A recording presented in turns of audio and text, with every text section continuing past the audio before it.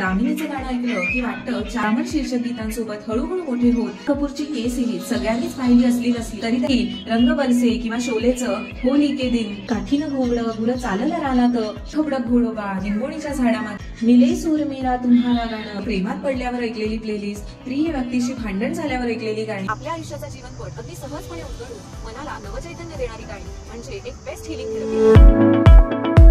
नमस्कार मित्रांनो, आजचा आपला विषय हा सगळ्यांच्या जिव्हाळ्याचा विषय आहे आणि असणारच, कारण प्लेलिस्ट प्रत्येकाची वेगळी असली तरी गाणं ऐकायला कोणाला आवडत नाही. पण आज आपण फक्त गाण्यांबद्दल नाही तर बोलणार आहोत गाण्यांच्या सामर्थ्याबद्दल. पूर्वी जादूच्या गोष्टीत ऐकलंय ना, अगदी तसंच चुटकीसरशी हे गाणं आपल्याला एका काळातून दुसऱ्या काळात नेऊन पोहोचवतं. कधी अस्वस्थ झालेल्या मनावर अलगद प्रेमाने फुंकर घालणारं, तर कधी जुन्या आठवणींचा वादळ उठवून मन क्षणात अशांत करणारं. प्रवासाच्या एकांतात आपलं साथीदार होणारं, तर कधी माणसांच्या गर्दीला एका तालावर डोलायला लावणारं. लहानांपासून मोठ्यांपर्यंत प्रत्येकाच्या आयुष्यात नवे रंग भरणारं आणि उत्साहाची नवी उमेद निर्माण करणारं असं हे गाणं. गाणी म्हणजे नकळत उलगडत जाणारा अदृश्य असा जुन्या आठवणींचा अल्बमच. पूर्वीसारखं आजकाल सिरियल्सच्या सुरुवातीला रोजच टायटल सॉन्ग लावलं जात नाही, पण साधारण 1990-2000च्या दशकात मालिका सुरू व्हायची ती शीर्षक गीतानीच. त्यावेळी मालिकाही नेमक्याच असायच्या आणि त्याचमुळे त्या सगळ्यांनी एकत्र मिळून आवर्जून पाहिल्या जायच्या. दामिनीचं गाणं ऐकलं की वाटतं 4 वाजता शाळेतून घरी येऊन टीव्ही समोरच बसतो.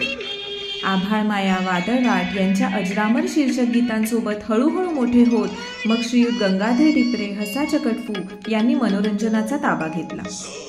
उंच माझा झोकाचं टायटल सॉन्ग ऐकलं की बॅकग्राऊंडला सुरू असलेली सार्वजनिक नळावरच्या रांगेतील भांडणं आठवतात. ही गाणी आजही ऐकली तरी अगदी पात्रांसह मालिका डोळ्यासमोर उभ्या राहतात. रामराम महाराष्ट्राने झालेली सकाळ, मन मानसी मानसी किंवा आम्ही सारे खवय्येचं गाणं ऐकलं की घरातले सगळेजण मिळून फराळ बनवतानाची दिवाळीची दुपार आठवते.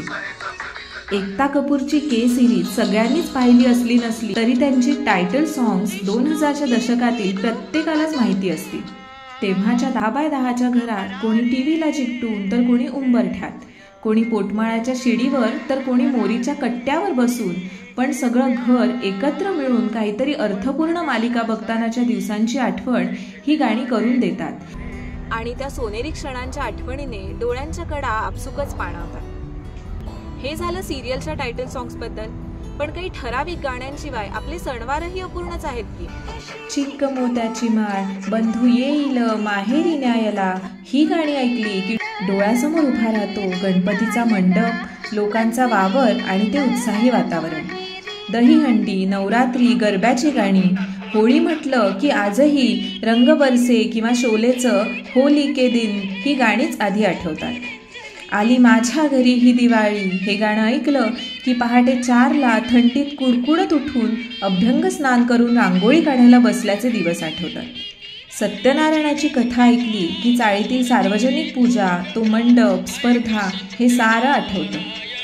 देशभक्तीपर गीतं ऐकली की 15 ऑगस्ट आणि 26 जानेवारीची सकाळ आठवते, कारण चाळीत सकाळी 7 वाजल्यापासूनच स्पीकरवर ही गाणी लावलेली असायची. त्या आवाजाने सकाळ व्हायची आणि त्या तालावर जे काही स्फुरण चढायचं त्यात पटापट आवरून झेंडावंदनाला सगळे एकत्र यायचो.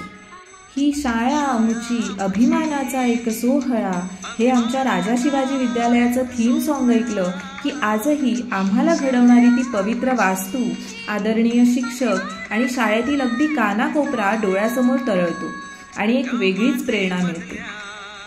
इतनी शक्ती हमें देना दाता यांसारख्या प्रार्थना ऐकल्या की मूल्य शिक्षणाचा तास आणि बाकावरची मस्ती आठवते.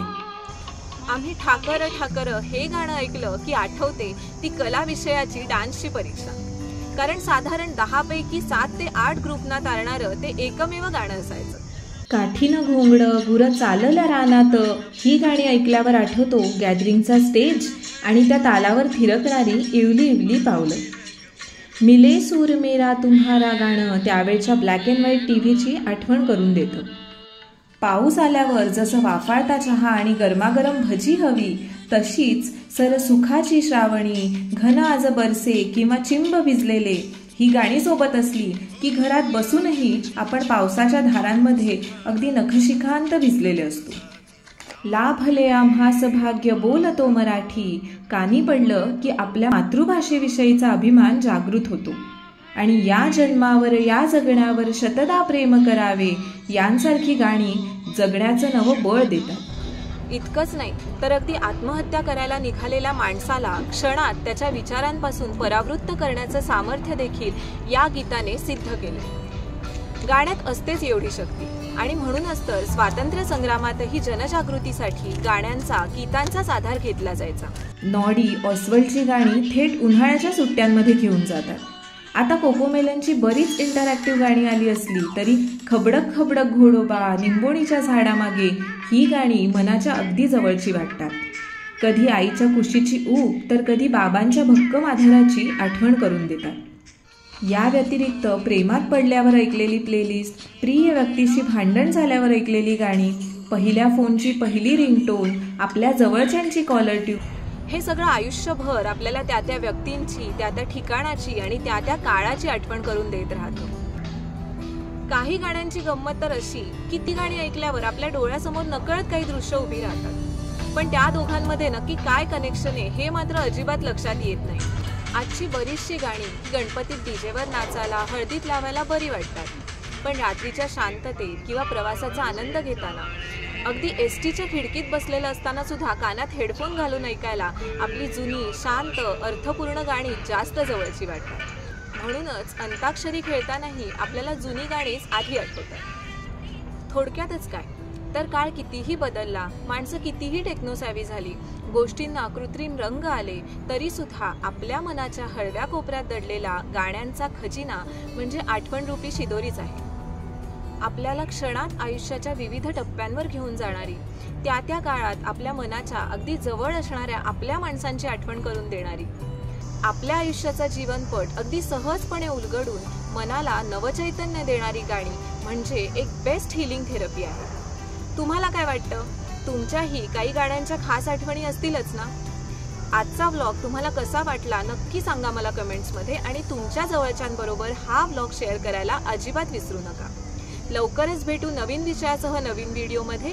तोपर्यंत गाणी ऐकत राहा आणि तुमचा आनंद रिचार्ज करत राहा. थँक्यू.